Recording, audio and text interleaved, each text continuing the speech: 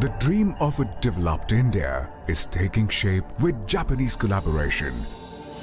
India's first high-speed rail that will connect Mumbai to Ahmedabad.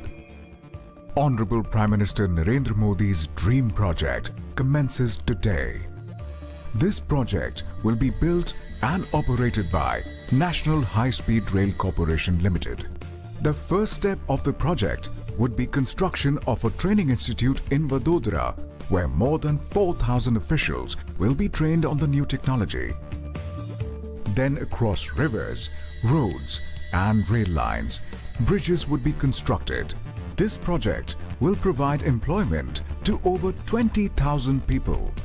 Oceans, mountains, cities. This rail track will cross all hurdles and surge ahead, boosting development and economic activity for more than 50 million citizens.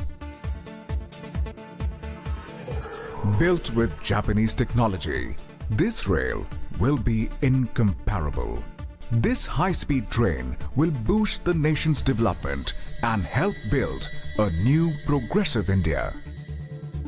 The historic Sabarmati station, which is the starting point of this project, will be renovated. This train that runs at 320 kilometers per hour will be tested according to international norms.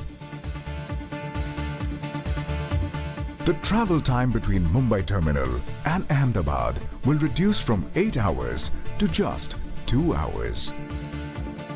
150 million passengers will benefit yearly, and India will join the elite list of nations successfully using high-speed rail.